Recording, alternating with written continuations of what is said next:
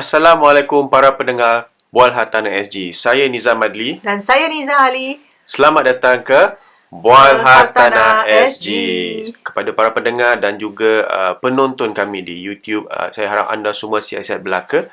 Kali ini kita akan gunakan same format yang jika anda telah pun tonton video dan ataupun mendengar podcast kami kebelakangan ini, kita akan buat apa tu dipanggil audio react video dan audio, di mana kita telah berkolaborasi dengan KRSG, Kisah Rukiah SG, untuk podcast mereka. Jadi audio clip dengan mereka pendek, jadi kami ingin kupas dengan lebih mendalam isu-isu tentang hartanah. Baiklah, sebelum tu kita dengar audio klip seterusnya. Silakan. Rumah bukan sekadar tempat berteduh atau untuk dinikmati. Bilakah kali terakhir anda meneliti pinjaman rumah anda? Dapatkan nasihat berkesan dari Niza Nizam. Mahukan sebuah rumah tanpa pinjaman atau inginkan pinjaman rendah? Dapatkan nasihat berkesan dari Niza Nizam. Tidak semua rumah sesuai sebagai pelaburan. Jadikanlah rumah sebagai satu pelan simpanan. Manfaatkanlah sepenuhnya dana CPF anda. Dapatkan nasihat berkesan dari Niza Nizam. Telefon 9670-4504 sekarang. Assalamualaikum. Terima kasih kerana mendengar KRSG, guys. Kami NNM, Niza Nizam bersama Ejen Man dari Propnex. Setiap episod kami akan kongsi secara informasi dan juga isu-isu berkaitan dengan rumah. Baiklah, episod kali ini menyentuh tentang kalau rugi jangan jual. Betul ke?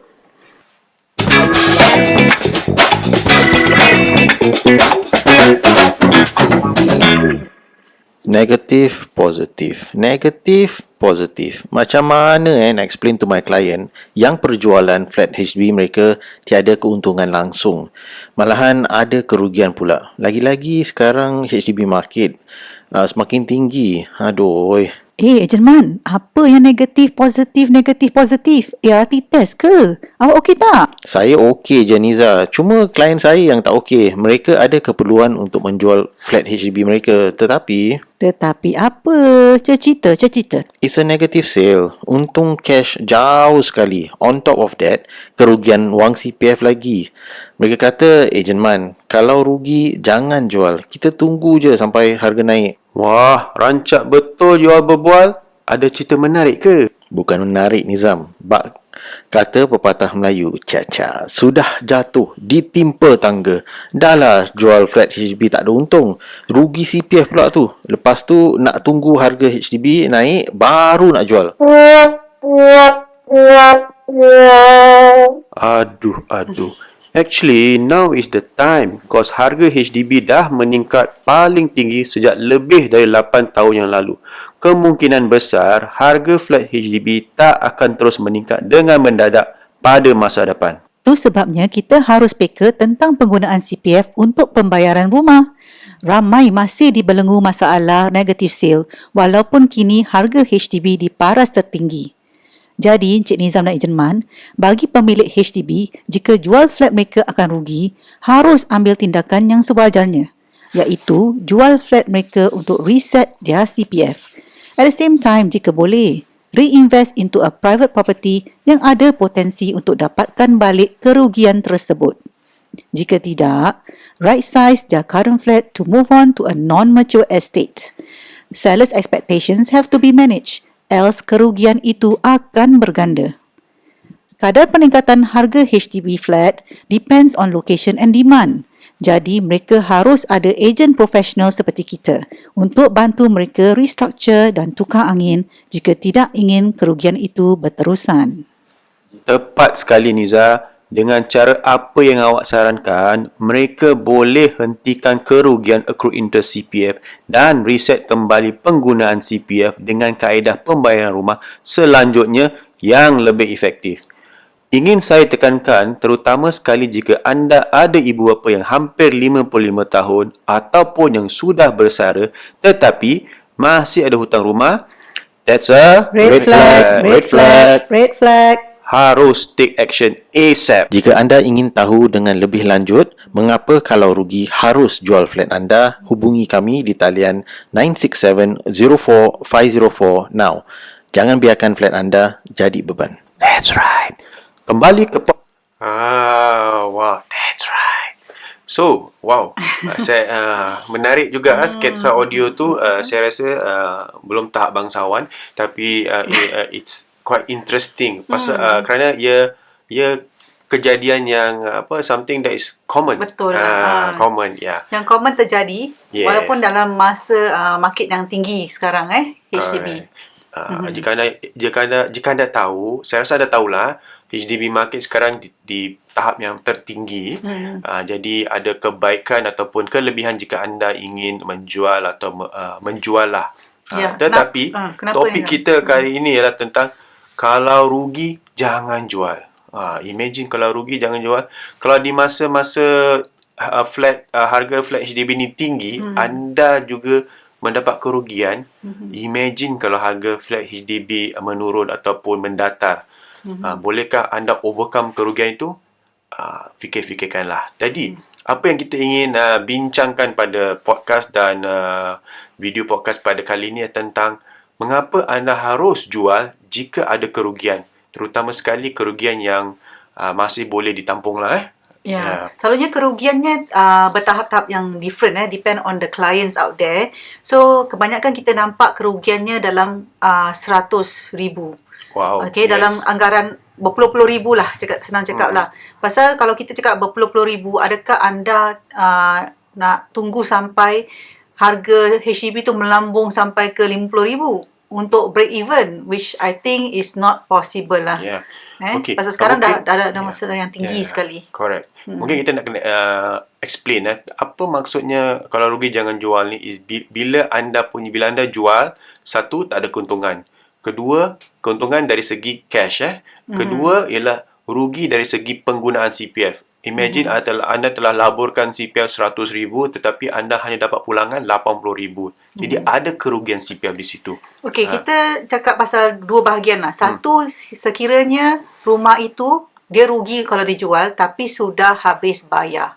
Kenapa Nizam di mana rumah itu kita dapati walaupun sudah habis bayar, tidak ada rasa beban dan sebagainya, tetapi bila kita jumpa klien tu, kita rasa mereka harus jual. Apakah example of such clientele? Okey, salah satu klientel ataupun lingkungan usia terutama sekali mereka yang telah pun 55 tahun ke atas. So usia pemilik rumah itu yes. important kita nak tengok juga. Jika anda dengar audio sketsa tadi di mana jika anda ada mak bapa, ibu bapa ataupun sesiapa saja yang telah menjangkaui lebih pada 55 tahun tetapi masih ada hutang rumah ataupun telah pun cakap pasal dua bahagian first yang dah habis bayar rumah. Telah pun bayar habis. Jadi apakah langkah seterusnya? Kerana soalan yang harus anda utarakan pada mereka ialah dah bayar habis, gunakan apa? CPF ataupun cash? Jika anda gunakan CPF, right, memang ialah anda rasa tenang, tapi sebenarnya ketenangan ini akan menjadi satu storm, jika anda tidak buat perkiraan dengan teliti. Kerana accrued interest tu akan compound over the number of years. Kalau anda tinggal example, kita ada satu klien di Tampines telah pun habis bayar rumah HDB 5 bilik selama 15 tahun yang lalu. Okey. Dan bila mereka nak right size, bila kita buat perkiraan, jumlah kerugian CPF yang mereka alami ialah 164,000. Imagine 164,000. Dia telah laburkan almost 500,000 in terms of CPF dan the interest alone is almost 200,000. Half of what he have paid lah. 197,000 actually.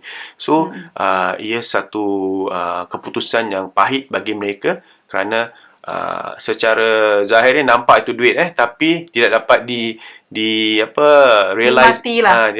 The realization is not there kerana ialah kerugian. Kerana harga rumah taksiran pada masa itu hanya 500,000. Okey, di sini kes ni actually kedua pemilik rumah itu adalah warga usia yang telah mencecah close to melebihi 55 to 60 years dan juga mereka alami medical needs and all that. So kalau mereka tak jual, mereka tidak menikmati cash yang daripada keluaran CPF mereka pasal mereka sudah retirement. Okay, jadi kalau kita letak tepi, kalau jual boleh letak tepi duit retirement tu dan kita dapat baki yang bahagiannya keluar sebagai cash. So that is also good because you can unlock your CPF into cash. Correct. Okay, walaupun dia bukan cash profit, tapi dia cash juga untuk kedua-dua Keperluan tertentu keperluan lah. pemilik ini Tetapi dapat. Niza, mereka harus peruntukkan atau ketepikan sejumlah wang ataupun CPF untuk pembelian. Yelah, untuk pembelian nombor satu Nizam. Tapi kita pun ada sikit bimbang dan kita pun akan nasihatkan pemilik rumah itu untuk ketepikan duit untuk retirement mereka secukupnya. Correct. Jadi mereka dapat ada rumah yang sudah habis bayar dan rumah yang Selesa right ditinggal. sizing. Dan juga nombor dua, mereka ada CPF dalam RA yang dapat bulanan pembayaran when Correct. after they are 65 years old. Jadi mereka akan live comfortably even though satu orang saja yang bekerja. Ya, untuk klien kita ni, mereka downsize to a 3-room flat, from a 5-room to a 3-room flat, dan dapat habis bayar. Dan at the same time ada juga what we term as duit saku lah untuk duit keperluan bulanan daripada CPF lah. untuk keperluan itu lagi satu, tapi secara pukal dapat juga duit untuk simpanan sakit pening and all that lah. Yeah. It's Okay, important. so that's one case whereby kita tengok usia walaupun fully paid but that means kalau kerugian mungkin diorang tak nak jual. Okay, kenapa kita suruh mereka jual? Ada nombor satu tentang mereka punya retirement account. Nombor dua, kalau rumah yang mereka duduki itu adalah terlampau besar untuk mereka.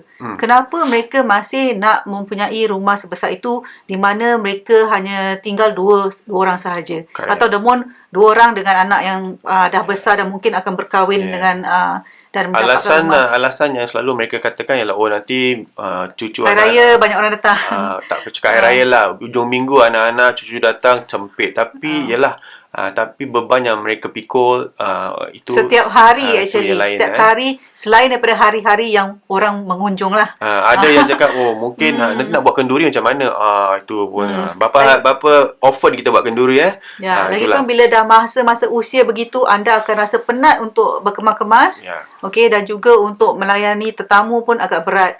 Walaupun ialah ruang tu besar. Dan di sini kita selalu nampak kes-kes begini adalah pemilik-pemilik rumah yang berusia 55 tahun ke atas, di mana mereka tinggal di executive flat, di rumah yang 5 bilik besar, EM especially. Okay, maisonette owners out there who are already above 55 dan mereka mempunyai hutang lagi yang lebih banyak kerana maisonette mereka beli itu harganya sudahlah tertinggi tinggi mungkin. sekali. So okay, then nombor kedua, di mana kita nampak ada hutang yang banyak.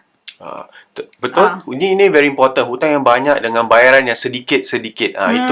Itu red flag. Especially bila yang time awak ambil hutang tu 30 tahun dia punya tenure-nya. That means anda bayar sikit-sikit dah 20 tahun pun masih ada hutang lebih daripada 50%. Betul. That's important. Jadi jika anda ada ibu bapa di sana ataupun anda sendiri yang mendengar kami, Buah Hartanah SG, dapatkanlah nasihat dari kami supaya anda tahu apakah langkah seterusnya demi kesejahteraan keluarga dan diri anda. Di sini kita nak tekankan keselesaan hidup itu bukan tertakluk pada size of flat. Okay, keselesaan hidup itu tertakluk pada kurangnya beban hutang, kurang tenaga untuk mengemas-kemas, atau menjaga rumah pun harus dijaga. Kita nampak kalau rumah yang diduduki oleh pemilik yang agak dibebani masalah, rumah pun terbengkalai dan ini akan actually bring down the value of your house. Even though let's say you intend to sell the next 5 or 10 years. Correct. So apa yang anda ada akan terus deteriorate. Ini adalah satu masalah yang sangat membimbangkan kami. Okay, dan kita harap owner-owner di sana fikirkan panjang. Betul. Bukan sekadar kehilangan satu rumah. Actually you tak hilang apa-apa. Tapi actually saya rasa yang selalu mereka takut kehilangan ialah memori dalam rumah tu. Actually memori tu di dalam kepala anda. Memori daun pisang. Di dalam hati anda, bukan dalam rumah itu. Dan silaturahmi tu ada selalu bersama anda di mana anda pergi. Okay, dan also yalah, Baiklah, kita bukan nak beri ceramah tentang ini semua, tapi kita more focus on hartanah anda. Jadi jika masih ada value, especially today's market is on a high, anda harus take advantage jika anda pun telah dengar apa kita sarankan. Important, beri peluang pada diri anda untuk tahu apakah langkah selanjutnya. Buat calculation. Tapi okey, sebelum kita akhiri, saya nak discuss tentang yang warga muda pula yang beli rumah yang dah negative sale ataupun ada kerugian. Apakah langkah seterusnya, especially yang below 35 and below, or maybe in the 30s? Okay. Kita fahami, kita pun pernah nampak yang klien muda lagi, umur dalam 30 tahun atau 35 tahun, di mana langkah pertama mereka membeli resale flat yang lama kerana at that moment mereka mempunyai kemampuan yang rendah. Jadi no choice, when they want to get a house, they go and buy a old flat, something that can match their budget. It's okay, tetapi kalau pembayarannya pada waktu itu it's just a minimal payment every month. Okay, then you stay for 5 years, 6 years, then you rasa, maybe I want to move to somewhere yang lebih closer to mak bapak, atau maybe to a newer environment macam Punggol ke, non-mature estate. Non-mature estate. Kita sarankan anda juga bertindak jika anda rasa walaupun ada negative sale. Bertindak kenapa? This is good to restructure balik, because mungkin at this moment anda telah berkarya yang lebih baik. Okay, that means gaji yang lebih baik, kerja yang lebih baik. Dan walaupun anda ada kerugian, itu mungkin tak sebanyak yang kita nampak. Ramai yang saya kenal yang kerjaya memang baik sekali, tetapi dari segi aset mereka kekurangan kerana mereka telah beli rumah yang mungkin at that point of time 30 tahun umurnya, dan sekarang by the time umur dah mungkin 40 tahun, the flat is 40 years old. Yes, tapi too much sentiment in the house kerana mungkin rumah pertama. And at the same time mereka cakap tak apalah, rugi pun tak apa as long as I'm comfortable. Well, nothing wrong, nothing is tak ada right or wrong, tetapi jika anda berkemampuan untuk restructure, that means you can, when we calculate, you can afford to buy something, maybe a private property ke, atau membeli EC yang pertama kali, that would be a good asset or good asset category to jump into. Pasal definitely anda akan mendapatkan keuntungan yang boleh cover back your kerugian di rumah, especially itu. your CPF. I think important to reset your CPF dan laburkan kembali CPF anda kepada aset yang ada peningkatan dalam jangka masa panjang. Di That's sini very important. ingat, pelaburan usia yang muda itu adalah menjamin usia anda di usia senja. This is why we call the golden years. In a way, is gold. Pasal anda harus faham, menghargai usia anda yang muda itu.